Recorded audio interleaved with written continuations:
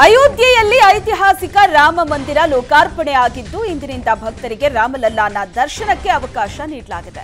ದೇಶದಾದ್ಯಂತ ಆಗಮಿಸಿರೋ ರಾಮ ಭಕ್ತರು ಬೆಳಗ್ಗೆಯಿಂದಲೇ ರಾಮಲಲ್ಲಾನ ದರ್ಶನ ಪಡೆದಿದ್ದಾರೆ.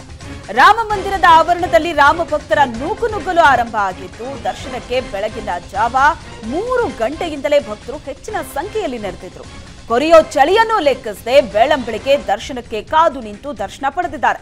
ಕೇಸರಿ ಧ್ವಜ ಹಾಗೂ ಉಡುಪಿನೊಂದಿಗೆ ಭಕ್ತರು ದಂಡು ದಂಡಾಗಿ ಆಗಮಿಸ್ತಾ ಇದ್ದು ಜೈ ಶ್ರೀರಾಮ್ ಘೋಷಣೆ ಕೂಗಿ ಸಂಭ್ರಮಿಸ್ತಾ ಇದ್ದಾರೆ. 500 ವರ್ಷಗಳ ನಂತರ ತನ್ನ ಜನ್ಮಭೂಮಿಯಲ್ಲಿ ನೆಲೆಸಿದ ಆದರ್ಶ ಪುರುಷ ರಾಮನ ದರ್ಶನಕ್ಕಾಗಿ ದೇಶದ ವಿವಿಧ ಕಡೆಗಳಿಂದ ಅಪಾರ ಸಂಖ್ಯೆಯಲ್ಲಿ ಆಗಮಿಸ್ತಾ ಇದ್ದಾರೆ ಭಕ್ತರು. ಈ ಹಿನ್ನೆಲೆ ಸ್ಥಳದಲ್ಲಿ ಯಾವುದೇ ಅಹಿತಕರ ಘಟನೆ ನಡೆಯದಂತೆ ಪೊಲೀಸರು ಮುನ್ನೆಚ್ಚರಿಕೆ ವಹಿಸಿದ್ದಾರೆ. ಅಯೋಧ್ಯೆಯಲ್ಲಿ ಶ್ರೀರಾಮ ಮಂದಿರದ ಪ್ರತಿಷ್ಠಾಪನೆಯ ಬಳಿಕ ಬ್ರಹ್ಮ ಕಲಶಾಭಿಷೇಕೋತ್ಸವ ಕಾರ್ಯಕ್ರಮ 48 ದಿನಗಳ ಪರ್ಯಂತ ನಡೆಯುತ್ತೆ. ಇದರಲ್ಲಿ 400 ಮಂದಿ ಪುರೋಹಿತರು ಭಾಗಿಯಾಗಲಿದ್ದು 360 ಮಂದಿ ಕನ್ನಡಿಗರೇ ಇದ್ದಾರೆ. ಬ್ರಹ್ಮ ಕಲಶೋತ್ಸವ ಧಾರ್ಮಿಕ ವಿಧಿವಿಧಾನಗಳು ಇವತ್ತು ಬೆಳಗ್ಗೆ 6 ಗಂಟೆಯಿಂದ ಆರಂಭ ಆಗಿದ್ದು ಮಧ್ಯಾಹ್ನ 12 ಗಂಟೆ ತನಕ ನಡೆಯುತ್ತೆ. ಮಧ್ಯಾಹ್ನ ಮಹಾಪೂಜೆ, ಸಂಜೆ ಮತ್ತೆ ಧಾರ್ಮಿಕ ಕಾರ್ಯಕ್ರಮ ನಡೆಯುತ್ತೆ. ದಿನಂಪ್ರತಿ 4 ದಿನಗಳ ಕಾಲ ತಲಾ 2 ಕುಂಡಗಳಲ್ಲಿ ತತ್ವ ಹವನ ನಡೆಯಲಿದೆ. ನಾಪತ್ತೆಯಾಗಿದ್ದ ಶಿಕ್ಷಕಿಯೊಬ್ಬಳು ಶವವಾಗಿ ಪತ್ತೆಯಾದ ಘಟನೆ ಮಂಡ್ಯ ಜಿಲ್ಲೆಯ ಶ್ರೀರಂಗಪಟ್ಟಣ ತಾಲೂಕಿನ ಮೇಲುಕೋಟೆಯಲ್ಲಿ ನಡೆದಿದೆ. ಶಿಕ್ಷಕಿ ದೀಪಿಕಾ ಕೊಲೆಯಾದ ದುರ್ದೈವಿ. ಕೊಲೆಗೈದು ದುಷ್ಕರ್ಮಿಗಳು ದೀಪಿಕಾಳನ್ನ ಮಣ್ಣಲ್ಲಿ ಹೂತಾಕಿದ್ದಾರೆ. ಕೊಲೆಯಾದ ಶಿಕ್ಷಕಿ ಮಂಡ್ಯ ಜಿಲ್ಲೆಯ ಪಾಂಡವಪುರ ತಾಲೂಕಿನ ಮಾಣಿಕ್ಯಹಳ್ಳಿ ಗ್ರಾಮದ ನಿವಾಸಿಯಾಗಿದ್ದಾಳೆ. ದೀಪಿಕಾ ಮೇಲುಕೋಟೆಯ ಎಸ್ಇಟಿ ಶಾಲೆಯಲ್ಲಿ ಶಿಕ್ಷಕಿಯಾಗಿ ಕೆಲಸ ಮಾಡ್ತಾ ಇದ್ಲು. ಶಾಲೆಗೆ ಹೋಗಿ ಆನಂತರ ದೀಪಿಕಾ ನಾಪತ್ತೆಯಾಗಿದ್ಲು. ಜನವರಿ 20ರ ಮಧ್ಯಾಹ್ನದಿಂದ ದೀಪಿಕಾ ನಾಪತ್ತೆಯಾಗಿದ್ಲು. ನಾಪತ್ತೆಯಾದ ಬಗ್ಗೆ ಕುಟುಂಬಸ್ಥರು ಜನವರಿ 20ರ ಸಂಜೆ ಪೊಲೀಸ್ ಠಾಣೆಗೆ ದೂರು ನೀಡಿದರು. ಪೊಲೀಸರ ಪರಿಶೀಲನೆ ವೇಳೆ ದೀಪಿಕಾ ಶವ ಪತ್ತೆಯಾಗಿದೆ. ಸ್ಥಳಕ್ಕೆ ಮಂಡ್ಯ ಎಸ್ಪಿ ಯತೀಶ್ ಭೇಟಿ ನೀಡಿ ಪರಿಶೀಲನೆ ನಡೆಸಿದ್ದಾರೆ. ಪೊಲೀಸರು ಪ್ರಕರಣ ದಾಖಲಿಸಿಕೊಂಡು ತನಿಖೆ ಮುಂದುವರೆಸಿದ್ದಾರೆ. ಇದೀಗ ಸ್ವಗ್ರಾಮದ ಯುವಕನ ವಿರುದ್ಧ ದೀಪಿಕಾ ಕುಟುಂಬಸ್ಥರು ಆರೋಪ ಮಾಡ್ತಾ ಇದ್ದಾರೆ. ದೀಪಿಕಾ ನಾಪತ್ತೆಗೂ ಮುನ್ನ ಪರಿಚಯಸ್ಥ ನಿತೀಶ್ ಕೊನೆ ಬಾರಿ ಕರೆ ಮಾಡಿದ್ದ. ಇನ್ನು ದೀಪಿಕಾ ಮೃತದೇಹ ಸಿಗ್ತಾ ಇದ್ದಂತೆ ಯುವಕ ಗ್ರಾಮದಿಂದ ನಾಪತ್ತೆಯಾಗಿದ್ದಾನೆ. ಬೆಂಗಳೂರಿನ ಜ್ಞಾನಭಾರತಿ ಠಾಣಾ ವ್ಯಾಪ್ತಿಯ ನಾಗದೇವನಹಳ್ಳಿಯಲ್ಲಿನ ಮನೆಯೊಂದರಲ್ಲಿ ಶಿಕ್ಷಕಿ ನೇಣು ಬಿಗಿದುಕೊಂಡು ಆತ್ಮಹತ್ಯೆ ಮಾಡಿಕೊಂಡಿದ್ದಾರೆ. 27 ವರ್ಷದ ರಂಜಿತಾ ಮೃತ ದುರ್ದೈವಿ. ಮಗಳನ್ನ ಕೊಲೆ ಮಾಡಲಾಗಿದೆ ಅಂತ ರಂಜಿತಾ ಪೋಷಕರು ಆರೋಪ ಮಾಡಿದ್ದಾರೆ. ಅಲ್ಲದೆ ಪತ್ನಿ ರಂಜಿತಾಗೆ ಪತಿ ಮಧು ಮತ್ತು ಆತನ ಕುಟುಂಬಸ್ಥರು ವರದಕ್ಷಿಣೆ ಕಿರುಕುಳ ನೀಡಿದ್ದಾರೆ ಅನ್ನೋ ಆರೋಪ ಕೂಡ ಇದೆ. ಮಂಡ್ಯ ಜಿಲ್ಲೆ ನಾಗಮಂಗಲ ಮೂಲದ ರಂಜಿತಾ ಅವರು ತುಮಕೂರು ಜಿಲ್ಲೆ ತುರುವೇಕೆರೆ ಮೂಲದ ಮಧು ಅವರನ್ನ 5 ವರ್ಷದ ಹಿಂದೆ ಮದುವೆ ಆಗಿದ್ರು. ದಂಪತಿಗೆ 3 ವರ್ಷದ ಹೆಣ್ಮಗು ಇದೆ. ರಂಜಿತಾ ವೃತ್ತಿಯಲ್ಲಿ ಖಾಸಗಿ ಶಾಲೆ ಶಿಕ್ಷಕಿಯಾಗಿದ್ರು. ಇನ್ನು ಪತಿ ಮಧು ಖಾಸಗಿ ಕಂಪನಿಯೊಂದರಲ್ಲಿ ಕೆಲಸ ಮಾಡ್ತಾ ಇದ್ದಾರೆ. ಮದುವೆ ಆದಾಗಿನಿಂದಲೂ ಮಧು ಮತ್ತು ಆತನ ಕುಟುಂಬಸ್ಥರು ವರದಕ್ಷಿಣೆ ಕಿರುಕುಳ ನೀಡಿದ್ದಾರೆ. ವರದಕ್ಷಿಣೆ ಕೊಟ್ಟಿಲ್ಲ ಅಂತ ನಮ್ಮ ಮಗಳನ್ನ ಕೊಲೆ ಮಾಡಿದ್ದಾರೆ ಅಂತ ರಂಜಿತಾ ಪೋಷಕರು ಆರೋಪ ಮಾಡಿದ್ದಾರೆ. ಸ್ಥಳಕ್ಕೆ ಜ್ಞಾನಭಾರತಿ ನಗರ ಪೊಲೀಸರು ಭೇಟಿ ನೀಡಿ ಪರಿಶೀಲನೆ ನಡೆಸಿದ್ದಾರೆ. ಶಾಲೆಯ ಬಾಗಿಲು, ಆಹಾರ ಪದಾರ್ಥಗಳು, ಅಡುಗೆ ಪಾತ್ರೆಗಳನ್ನ ಕದೀಮರು ಶಾಲೆಯ ಬಾಗಿಲನ್ನ ಒಡೆದು ಕಳ್ಳತನ ಮಾಡಿದ್ದಾರೆ. ನಂಜನಗೂಡು ತಾಲೂಕಿನ ತಗಡೂರು ಗ್ರಾಮದ ಶ್ರೀ ಗುರುಮಲ್ಲೇಶ್ವರ ಅನುದಾನಿತ ಬಾಲಕಿಯರ ಪ್ರೌಢಶಾಲೆಯಲ್ಲಿ ಈ ಕಳ್ಳತನ ನಡೆದಿದೆ. ಶಾಲೆಯ ತಂತಿ ಬೇಲಿ, ಕಚೇರಿಯ ಬೀಗ ಒಡೆದು ಖದೀಮರು ಕಳ್ಳತನ ಮಾಡಿದ್ದಾರೆ. ವಿದ್ಯಾರ್ಥಿಗಳು ತಿನ್ನೋ ಆಹಾರ ಪದಾರ್ಥ ಮತ್ತು ಅಡುಗೆ ಪಾತ್ರೆಯನ್ನ ಕದ್ದೊಯ್ದಿದ್ದಾರೆ. ಸ್ಥಳಕ್ಕೆ ಕವಲಂದೆ ಪೊಲೀಸ್ ಠಾಣೆ ಪೊಲೀಸರು, ಶ್ವಾನದಳ, ಬೆರಳಚ್ಚು ತಜ್ಞರು ಭೇಟಿ ನೀಡಿ ಪರಿಶೀಲನೆ ನಡೆಸಿದ್ದಾರೆ. ರಾಮ ಮಂದಿರ ಲೋಕಾರ್ಪಣೆಯ ದಿನ ಶಿವಮೊಗ್ಗದಲ್ಲಿ ಹಿಂದೂ ಕಾರ್ಯಕರ್ತರು ಸಿಹಿ ವಿತರಣೆ ಮಾಡ್ತಾ ಇದ್ರು. ಇದೇ ವೇಳೆ ಮುಸ್ಲಿಂ ಮಹಿಳೆಯೊಬ್ಬರು ಕಿರಿಕ್ ತೆಗೆದಿರೋ ಘಟನೆ ನಡೆದಿದೆ. ಶಿವಪ್ಪ ನಾಯಕ್ ಸರ್ಕಲ್ನಲ್ಲಿ ಮಹಿಳೆಯೊಬ್ಬರು ಅಲ್ಲಾಹು ಅಕ್ಬರ್ ಅಂತ ಕೂಗಿದ್ದಾರೆ. ಮಹಿಳೆಗೆ ಎಷ್ಟೇ ತಿಳಿ ಹೇಳಿದ್ರು ಕೇಳದೆ ಉದ್ದಟತನ ಮೆರೆದಿದ್ದಾರೆ. ನನ್ನನ್ನು ಯಾಕೆ ತಡೀತೀರಿ, ನಿಮ್ಮ ಪ್ರಧಾನಿ ನರೇಂದ್ರ ಮೋದಿ ಏನ್ ಮಾಡಿದ್ದಾನೆ ಅಂತ ಆಕ್ರೋಶವನ್ನ ವ್ಯಕ್ತಪಡಿಸಿದ್ದಾಳೆ. ಆಕೆ ಹೀಗೆ ಕೂಗ್ತಾ ಇದ್ದಂತೆ ರೊಚ್ಚಿಗಿದ್ದ ಶ್ರೀರಾಮ ಸೇನೆ ಕಾರ್ಯಕರ್ತರು ಜೈ ಶ್ರೀರಾಮ್ ಅಂತ ಘೋಷಣೆ ಕೂಗಿದ್ದಾರೆ. ಸ್ಥಳದಲ್ಲಿ ಬಿಗುವಿನ ವಾತಾವರಣ ನಿರ್ಮಾಣ ಆಗ್ತಾ ಇದ್ದಂತೆ ಬಿಜೆಪಿ ಮುಖಂಡ ಈಶ್ವರಪ್ಪ ಪುತ್ರ ಮಹಿಳೆಯನ್ನ ಬಂಧಿಸುವಂತೆ ಪಟ್ಟು ಹಿಡಿದ್ರು. ಮುಸ್ಲಿಂ ಮಹಿಳೆ ನ್ಯೂಸೆನ್ಸ್ ಮಾಡ್ತಾ ಇದ್ರು, ಸುಮ್ಮನಿದ್ದೀರಾ ಅಂತ ಆಕ್ರೋಶ ವ್ಯಕ್ತಪಡಿಸಿದ್ರು. ಗಲಾಟೆ ತೀವ್ರಗೊಳ್ಳೋ ಮುನ್ನ ಪೊಲೀಸರು ಮಹಿಳೆಯನ್ನ ವಶಕ್ಕೆ ಪಡ್ಕೊಂಡ್ರು.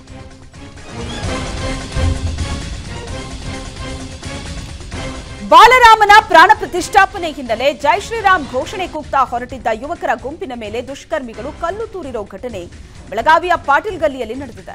ಶಾಂತವಾಗಿ ಘೋಷಣೆ ಕೂಗ್ತಾ ಹೊರಟಿದ್ದ ಯುವಕರ ಗುಂಪಿನ ಮೇಲೆ ಮುಸ್ಲಿಂ ಯುವಕರ ಗುಂಪು ಕಲ್ಲು ತೂರಾಟ ನಡೆಸಿದೆ. ಇದರಿಂದ ರೊಚ್ಚಿಗೆದ್ದ ಯುವಕರ ಗುಂಪು ಸಹ ಪ್ರತಿಯಾಗಿ ಕಲ್ಲು ತೂರಾಟವನ್ನ ನಡೆಸಿ ಕೆಲ ಹೊತ್ತು ಅಲ್ಲಿ ಆತಂಕದ ವಾತಾವರಣವೇ ನಿರ್ಮಾಣವಾಗಿತ್ತು.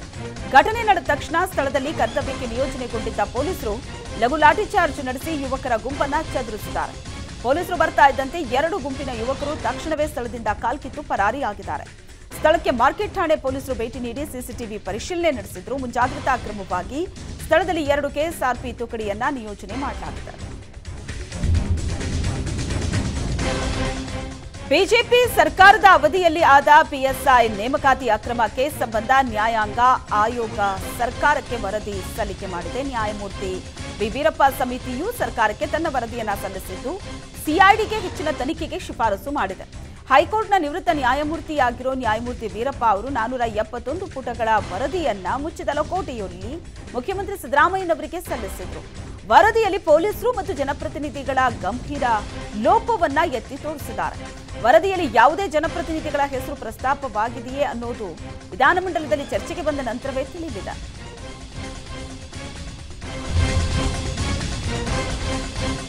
ಬಿಯರ್ ಮೇಲಿನ ಹೆಚ್ಚುವರಿ ಅಬಕಾರಿ ಸುಂಕವನ್ನ ಮತ್ತೊಮ್ಮೆ ಹೆಚ್ಚಿಸೋದಕ್ಕೆ ಸರ್ಕಾರ ಪ್ರಸ್ತಾಪಿಸಿದೆ ಅಂತ ಹೇಳಲಾಗ್ತಾ ಇದೆ. ಬಿಯರ್ ಮೇಲಿನ ಹೆಚ್ಚುವರಿ ಅಬಕಾರಿ ತೆರಿಗೆಯನ್ನ 10% ಹೆಚ್ಚಿಸೋದಕ್ಕೆ ಚಿಂತನೆ ನಡೆಸಿದೆ ಎನ್ನಲಾಗಿದೆ. ಪ್ರತಿ 650 ಮಿಲಿ ಬಿಯರ್ ಬಾಟಲ್ಗೆ 8 ರಿಂದ 10 ರೂಪಾಯಿ ತನಕ ದರ ಹೆಚ್ಚಾಗಲಿದೆ. ಕರ್ನಾಟಕ ಅಬಕಾರಿ ನಿಯಮಗಳು 1968ಕ್ಕೆ ತಿದ್ದುಪಡಿ ಮಾಡೋದಕ್ಕೆ ಕರಡು ಅಧಿಸೂಚನೆ ರೂಪಿಸಲಾಗಿದ್ದು ಇದರಲ್ಲಿ ದರ ಹೆಚ್ಚಳವನ್ನ ಪ್ರಸ್ತಾಪಿಸಲಾಗಿದೆ. ದರ ಹೆಚ್ಚಳಕ್ಕೆ ಅವಕಾಶ ನೀಡೋ ಹೊಸ ನಿಯಮಗಳು ಈ ತಿಂಗಳ ಕೊನೆಯಲ್ಲಿ ಅಥವಾ ಫೆಬ್ರವರಿ ಆರಂಭದಲ್ಲಿ ಅಂತಿಮಗೊಳ್ಳುವ ಸಾಧ್ಯತೆ ಇದೆ ಅಂತ ಮೂಲಗಳು ತಿಳಿಸಿದೆ. ದರ ಹೆಚ್ಚಳದ ಬಗ್ಗೆ ಆಕ್ಷೇಪಣೆ ಸಲ್ಲಿಕೆಗೆ 7 ದಿನ ಅವಕಾಶ ನೀಡಲಾಗಿದ್ದು ಹಣಕಾಸು ಇಲಾಖೆಯ ಮುಖ್ಯ ಕಾರ್ಯದರ್ಶಿಗೆ ಆಕ್ಷೇಪಣೆ ಅರ್ಜಿ ಸಲ್ಲಿಸಬಹುದಾಗಿದೆ. ಅಯೋಧ್ಯೆಯಲ್ಲಿ ಭವ್ಯವಾದ ರಾಮ ಮಂದಿರ ಲೋಕಾರ್ಪಣೆಯಾಗಿದೆ. ಶ್ರೀರಾಮ ಕಿಷ್ಕಿಂಧೆಯ ಹನುಮ ಭೇಟಿಯಾದ ಸ್ಥಳ ವಿಜಯನಗರದ ಮೊದಲ ಘಟ್ಟದಲ್ಲಿ ಶ್ರೀರಾಮಾಂಜನೇಯರ ಮೂರ್ತಿ ಪ್ರತಿಷ್ಠಾಪನೆಗೆ ಅಡಿಗಲ್ಲು ಹಾಕಲಾಗಿದೆ. ಶ್ರೀರಾಮ ಮಂದಿರ ಲೋಕಾರ್ಪಣೆಯ ದಿನದಂದು ಮತ್ತೊಂದು ವಿಶೇಷ ಕಾರ್ಯಕ್ರಮ ಜರುಗಿದೆ. ಅಭಿವೃದ್ಧಿ ಕಾರ್ಯಕ್ರಮಕ್ಕೆ ಹೂವಿನ ಹಡಗಲಿ ಶಾಸಕ ಕೃಷ್ಣ ನಾಯಕ್ ಅಡಿಗಲ್ಲು ಹಾಕಿದ್ದಾರೆ. ಶ್ರೀರಾಮ ಆಂಜನೇಯ ಭೇಟಿಯಾಗಿರೋ ಮೊದಲ ಮೂಲ ಸ್ಥಳ ಮೊದಲ ಘಟ್ಟ ಅಂತ ರಾಮಾಯಣದಲ್ಲಿ ಉಲ್ಲೇಖ ಆಗಿದೆ. ಹೀಗಾಗಿ ಇಲ್ಲಿ ರಾಮಾಂಜನೇಯರ ಮೂರ್ತಿ ಪ್ರತಿಷ್ಠಾಪನೆ ಮಾಡಲಾಗಿದೆ.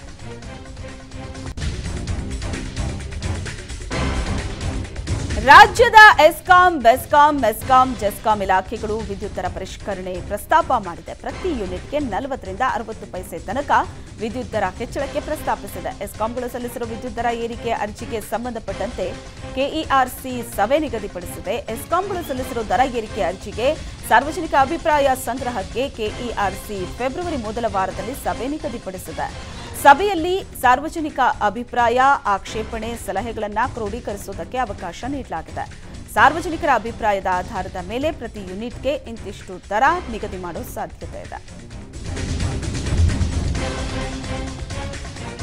ಬೈಕ್ ಅಪಘಾತದಲ್ಲಿ ನರಳಾಡ್ತಾ ಇದ್ದ ವ್ಯಕ್ತಿಗೆ ಮಾಜಿ ಸಚಿವ ಆರಗ ಜ್ಞಾನೇಂದ್ರ ನೆರವಿಗೆ ಧಾವಿಸಿದ್ದಾರೆ. ತೀರ್ಥಹಳ್ಳಿ ದುರ್ಗಾ ಕ್ರಾಸ್ನ ಬಳಿ ಬೈಕ್ ಸವಾರನೊಬ್ಬ ಪಿಕಪ್ ವಾಹನಕ್ಕೆ ಡಿಕ್ಕಿ ಹೊಡೆದು ನರಳಾಡ್ತಾ ಇದ್ದ. ಅದೇ ಮಾರ್ಗವಾಗಿ ಬಂದ ಆರಗ ಜ್ಞಾನೇಂದ್ರ ವಾಹನವನ್ನ ನಿಲ್ಲಿಸಿ ಗಾಯಾಳು ನಾಗರಾಜ್ ನೆರವಿಗೆ ಧಾವಿಸಿದ್ದಾರೆ. ತಕ್ಷಣವೇ ಆಂಬ್ಯುಲೆನ್ಸ್ ವಾಹನವನ್ನ ತರಿಸಿ ಗಾಯಾಳುವನ್ನ ಆಸ್ಪತ್ರೆಗೆ ಸಾಗಿಸಿದ್ದಾರೆ. ತೀರ್ಥಹಳ್ಳಿ ಪೊಲೀಸ್ ಠಾಣೆಯ ವ್ಯಾಪ್ತಿಯಲ್ಲಿ ಪ್ರಕರಣ ದಾಖಲಾಗಿದೆ. ರಾಜ್ಯಾದ್ಯಂತ ಪಿಎಸ್ಐ ನೇರ ನೇಮಕಾತಿ ಮರುಪರೀಕ್ಷೆ ಆರಂಭ ಆಗಿದೆ. ರಾಜ್ಯದ 54,000 ಮಂದಿ ಅಭ್ಯರ್ಥಿಗಳು ಮರುಪರೀಕ್ಷೆಯನ್ನ ಬರೀತಾ ಇದ್ದಾರೆ. ಪರೀಕ್ಷಾ ಕೇಂದ್ರಗಳಲ್ಲಿ ಬಿಗಿ ಬಂದೋಬಸ್ತ್ ಅನ್ನ ಕೈಗೊಳ್ಳಲಾಗಿದೆ. ಪ್ರತಿ ಪರೀಕ್ಷಾ ಕೇಂದ್ರಕ್ಕೆ 6 ಮಂದಿ ಪೊಲೀಸರನ್ನ ನಿಯೋಜನೆ ಮಾಡಲಾಗಿದೆ. ನಗರದ ಪರೀಕ್ಷಾ ಕೇಂದ್ರಗಳ ಸುತ್ತ 200 ಮೀಟರ್ 144 ಸೆಕ್ಷನ್ ಜಾರಿ ಮಾಡಲಾಗಿದೆ. ಇನ್ನು ಬೆಂಗಳೂರಿನ 117 ಕೇಂದ್ರಗಳಲ್ಲಿ ನಡೀತಾ ಇದ್ದು ಈ ಪರೀಕ್ಷೆ ಅಕ್ರಮಕ್ಕೆ ಆಸ್ಪದ ಕೊಡಬಾರದು ಅನ್ನೋ ಉದ್ದೇಶದಿಂದ ಬಿಗಿ ಪೊಲೀಸ್ ಭದ್ರತಾ ವ್ಯವಸ್ಥೆಯನ್ನ ಕೈಗೊಳ್ಳಲಾಗಿದೆ. ಪರೀಕ್ಷಾ ಕೇಂದ್ರಗಳ ಸುತ್ತಲಿನ ಜೆರಾಕ್ಸ್ ಅಂಗಡಿಗಳನ್ನು ಮುಚ್ಚೋದಕ್ಕೆ ಆದೇಶ ಮಾಡಲಾಗಿದ್ದು ಪೊಲೀಸರು ಹದ್ದಿನ ಕಣ್ಣಿಟ್ಟಿದ್ದಾರೆ. ಡಾಕ್ಟರ್ ಬಿಆರ್ ಅಂಬೇಡ್ಕರ್ ಮೂರ್ತಿಗೆ ದುಷ್ಕರ್ಮಿಗಳು ಅಪಮಾನ ಮಾಡಿರುವುದನ್ನು ಖಂಡಿಸಿ ದಲಿತ ಸಂಘಟನೆಗಳು ಪ್ರತಿಭಟನೆ ನಡೆಸಿದೆ. ಕಲಬುರಗಿಯ ಕೋಟನೂರು ಬಳಿ ಕಾರ್ಯಕರ್ತರು ಪ್ರತಿಭಟನೆ ನಡೆಸಿ ಆಕ್ರೋಶ ವ್ಯಕ್ತಪಡಿಸಿದೆ. ಬೆಂಗಳೂರು ಮುಖ್ಯ ರಸ್ತೆಯಲ್ಲಿ ದಲಿತ ಸಂಘಟನೆಗಳ ಕಾರ್ಯಕರ್ತರು ಟೈರ್ಗೆ ಬೆಂಕಿ ಹಚ್ಚಿ ತೀವ್ರ ಆಕ್ರೋಶವನ್ನು ವ್ಯಕ್ತಪಡಿಸಿದರು. ಕೃತ್ಯ ಎಸಗಿರುವ ಕಿಡಿಗೇಡಿಗಳನ್ನು ಬಂಧಿಸುವಂತೆ ಆಗ್ರಹಿಸಿದರು. ಪ್ರತಿಭಟನೆಯಲ್ಲಿ 100 ಮಹಿಳೆಯರು ಭಾಗಿಯಾಗಿದ್ದರು.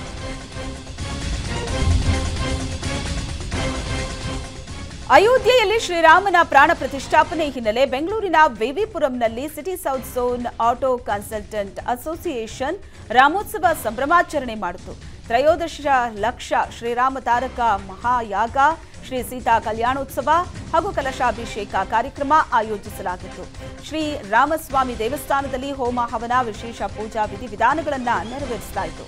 ರಸ್ತೆ ಉದ್ದಕ್ಕೂ ರಾಮನ ಮೆರವಣಿಗೆ ಹಾಗೂ ಭಜನೆಯನ್ನ ಮಾಡಿ ಸಂಭ್ರಮಾಚರಣೆ ಮಾಡಲಾಯಿತು.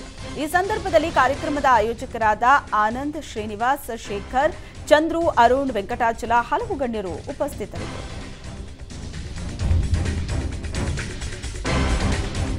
ಅರ್ಚಕರಿಗೆ ನೀಡಿದ್ದ ವೇತನವನ್ನ ವಾಪಸ್ ಕೇಳೋದಕ್ಕೆ ಸರ್ಕಾರ ಮುಂದಾಗಿದೆಯಾ ಅನ್ನೋ ಪ್ರಶ್ನೆ ಮೂಡಿದೆ. ಕನ್ನಡದ ಪಂಡಿತ ಹಿರೇಮಗಳೂರು ಕಣ್ಣನ್ ನೀಡ್ತಾ ಇದ್ದಂತಹ ವೇತನವನ್ನ ತಡೆ ಹಿಡಿದು ಚಿಕ್ಕಮಗಳೂರು ಜಿಲ್ಲಾಡಳಿತ ನೋಟಿಸ್ ನೀಡಿದೆ.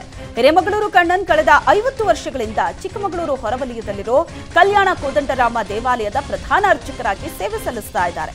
ಕಣ್ಣನ್ಗೆ ರಾಜ್ಯ ಸರ್ಕಾರ ಪ್ರತಿ ತಿಂಗಳು 7,500 ರೂಪಾಯಿ ವೇತನ ನೀಡ್ತಾ ಇತ್ತು. ಆದ್ರೆ ಇದೀಗ ದೇವಾಲಯದ ಆದಾಯ ಕಡಿಮೆ ಇದೆ ಅಂತ ಕಾರಣ ನೀಡಿ ಈ ಹಿಂದೆ ನೀಡಿದ್ದ 7,500 ರೂಪಾಯಿ ವೇತನದಲ್ಲಿ 4,500 ರೂಪಾಯಿಯನ್ನ ವಾಪಸ್ ನೀಡುವಂತೆ ಈ ತಿಂಗಳ ವೇತನವನ್ನ ತಡೆ ಹಿಡಿದು ತಹಶೀಲ್ದಾರ್ ಸುಮಂತ್ ನೋಟಿಸ್ ಜಾರಿ ಮಾಡಿದ್ದಾರೆ. 4,500 ರೂಪಾಯಿಯಂತೆ 10 ವರ್ಷದ 4,74,000 ರೂಪಾಯಿ ಹಣವನ್ನ ವಾಪಸ್ ನೀಡುವಂತೆ ಕನ್ನಡದ ಪಂಡಿತ ಅರ್ಚಕ ಹಿರೇಮಗಳೂರು ಕಣ್ಣನ್ ಅವರಿಗೆ ಜಿಲ್ಲಾಡಳಿತ ನೋಟಿಸ್ ನೀಡಿದೆ. ಭದ್ರಾ ಮೇಲ್ದಂಡೆ ಯೋಜನೆ ಅನುಷ್ಠಾನಕ್ಕೆ ಆಗ್ರಹಿಸಿ ಚಿತ್ರದುರ್ಗ ಬಂದ್ಗೆ ಕರೆ ನೀಡಲಾಗಿದೆ. ಜಿಲ್ಲಾ ನೀರಾವರಿ ಅನುಷ್ಠಾನ ಹೋರಾಟ ಸಮಿತಿ ನೇತೃತ್ವದಲ್ಲಿ ಬಂದ್ಗೆ ಕರೆ ನೀಡಿದ್ದು, ಬಂದ್ಗೆ ವ್ಯಾಪಕ ಬೆಂಬಲ ವ್ಯಕ್ತವಾಗಿದೆ. ರೈತಪರ ಸಂಘಟನೆಗಳು, ಕನ್ನಡ ಪರ ಸಂಘಟನೆಗಳು, ಕಾರ್ಮಿಕ ಸಂಘಟನೆಗಳು, ಪ್ರಗತಿಪರ ಸಂಘಟನೆಗಳು ಬಂದ್ಗೆ ಬೆಂಬಲ ಸೂಚಿಸಿದೆ. ಬೆಳಗ್ಗೆ 6:30ರಿಂದ ಚಿತ್ರದುರ್ಗದ ಗಾಂಧಿ ವೃತ್ತದಲ್ಲಿ ಕೇಂದ್ರ ಹಾಗೂ ರಾಜ್ಯ ಸರ್ಕಾರಗಳ ವಿರುದ್ಧ ವಿವಿಧ ಸಂಘಟನೆಗಳು ಪ್ರತಿಭಟನೆ ನಡೆಸುತ್ತಿವೆ. ಚಿತ್ರದುರ್ಗದ ಗಾಂಧಿ ವೃತ್ತದಲ್ಲಿ ಪೊಲೀಸ್ ಬಿಗಿ ಬಂದೋಬಸ್ತ್ ಕೈಗೊಳ್ಳಲಾಗಿದೆ. ಪ್ರತಿಭಟನೆ ಹಿನ್ನೆಲೆ ರೈತ ಮುಖಂಡರು ಜಮಾಯಿಸಿದ್ದು, ಭದ್ರಾ ಮೇಲ್ದಂಡೆ ಯೋಜನೆ ಶೀಘ್ರ ಅನುಷ್ಠಾನಕ್ಕೆ ಆಗ್ರಹಿಸಿದ್ದಾರೆ. ಚಿತ್ರದುರ್ಗ ನಗರದಲ್ಲಿ ಬಹುತೇಕ ಅಂಗಡಿ ಮುಂಗಟ್ಟುಗಳು ಬಂದ್ ಆಗಿದೆ. ಸರ್ಕಾರಿ ಬಸ್ಗಳು ಮಾತ್ರ ಎಂದಿನಂತೆ ಸಂಚಾರ ಮಾಡುತ್ತಿವೆ. ಬೆಂಗಳೂರಲ್ಲಿ ಮತ್ತೊಂದು ಹಿಟ್ ಅಂಡ್ ರನ್ ಪ್ರಕರಣ ಬೆಳಕಿಗೆ ಬಂದಿದೆ. ಕಾರು ಬಾನೆಟ್ನ ಮೇಲೆ ಕುಳಿತ ವ್ಯಕ್ತಿಯನ್ನ ಪರಿಗಣಿಸದೆ ಕಾರು ಚಾಲಕ ಕಾರನ್ನ ಚಲಾಯಿಸಿದ್ದಾನೆ. ಬಾನೆಟ್ ಮೇಲೆ ವ್ಯಕ್ತಿ ಬಿದ್ದಿದ್ರೂ ಕಾರು ಚಲಾಯಿಸಿ ಚಾಲಕ ಹುಚ್ಚಾಟ ಮೆರೆದಿದ್ದಾನೆ. ಮಲ್ಲೇಶ್ವರಂ 18ನೇ ಕ್ರಾಸ್ನಲ್ಲಿ ನಡೆದಂತಹ ಘಟನೆ ಇದು. ಮೊಹಮ್ಮದ್ ಮುನೀರ್ ಎಂಬಾತನಿಂದ ಕೃತ್ಯ ನಡೆದಿದೆ. ಸಿಗ್ನಲ್ ಬಳಿ ಹೋಗ್ತಾ ಇದ್ದಂತೆ ಕಾರು ಸ್ಥಳೀಯರು ಅಡ್ಡಗಟ್ಟಿ ಚಾಲಕನನ್ನ ಪೊಲೀಸರ ವಶಕ್ಕೆ ನೀಡಿದ್ದಾರೆ. ಮಲ್ಲೇಶ್ವರಂ ಪೊಲೀಸರು ಚಾಲಕನನ್ನ ವಶಕ್ಕೆ ಪಡೆದು ಪ್ರಕರಣ ದಾಖಲಿಸಿಕೊಂಡಿದ್ದಾರೆ. ಅಕ್ರಮವಾಗಿ ನಾಡ ಪಿಸ್ತೂಲ್ ಹೊಂದಿದ್ದ ವ್ಯಕ್ತಿಯನ್ನ ಕಲಬುರಗಿಯ ಆಳಂದ ಪೊಲೀಸರು ಬಂಧಿಸಿದ್ದಾರೆ. ಆಳಂದ ತಾಲೂಕಿನ ಕೇರೂರ ಗ್ರಾಮದ ವಿಶ್ವನಾಥ್ ಕೊನಕಟ್ಟಿಯನ್ನ ಬಂಧಿಸಿದ್ದಾರೆ. ಬಂಧಿತನಿಂದ ನಾಡ ಪಿಸ್ತೂಲ್ ಹಾಗೂ 5 ಜೀವಂತ ಗುಂಡುಗಳನ್ನ ಜಪ್ತಿ ಮಾಡಿದ್ದಾರೆ. ಮಾದನಹಿಪ್ಪರಗ ಪೊಲೀಸ್ ಠಾಣೆಯಲ್ಲಿ ಪ್ರಕರಣ ದಾಖಲಾಗಿದೆ.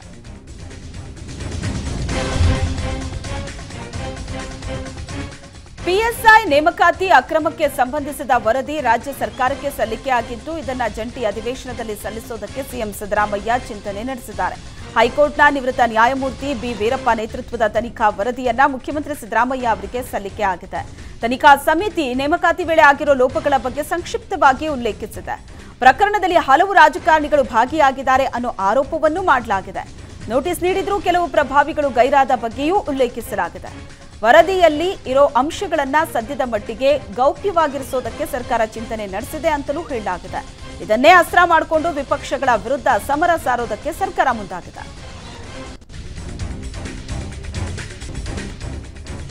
ಅಯೋಧ್ಯೆಯ ರಾಮ ಮಂದಿರದಲ್ಲಿ ಭಗವಾನ್ ರಾಮಲಲ್ಲಾ ಪ್ರಾಣ ಪ್ರತಿಷ್ಠೆ ನಂತರ ಪ್ರಧಾನಿ ನರೇಂದ್ರ ಮೋದಿ ಸೂರ್ಯೋದಯ ಯೋಜನೆಯನ್ನ ಘೋಷಿಸಿದ್ದಾರೆ. ದೇಶವಾಸಿಗಳು ತಮ್ಮ ಮನೆಗಳ ಮೇಲ್ಛಾವಣಿಯ ಮೇಲೆ ಸೌರ ವ್ಯವಸ್ಥೆಯನ್ನ ಹೊಂದಬೇಕು ಅನ್ನೋ ಅವರ ಸಂಕಲ್ಪವನ್ನ ಮತ್ತಷ್ಟು ಬಲಪಡಿಸಲಾಗಿದೆ ಅಂತ ಮೋದಿ ಹೇಳಿದ್ದಾರೆ. ಸೂರ್ಯೋದಯ ಯೋಜನೆ ಅಡಿಯಲ್ಲಿ 1 ಕೋಟಿ ಮನೆಗಳಲ್ಲಿ ರೂಫ್ ಟಾಪ್ ಸೋಲಾರ್ ಅಳವಡಿಸಲಾಗುವುದು. ಜನರು ತಮ್ಮ ಮನೆಗಳ ಮೇಲ್ಛಾವಣಿಯ ಮೇಲೆ ತಮ್ಮದೇ ಆದ ಸೋಲಾರ್ ರೂಫ್ ಟಾಪ್ ವ್ಯವಸ್ಥೆಯನ್ನ ಹೊಂದಿರಬೇಕು ಅನ್ನೋ ನನ್ನ ಸಂಕಲ್ಪ ಮತ್ತಷ್ಟು ಬಲಗೊಂಡಿದೆ ಅಂತ ಪ್ರಧಾನಿ ನರೇಂದ್ರ ಮೋದಿ ಟ್ವೀಟ್ ಮಾಡಿದ್ದಾರೆ.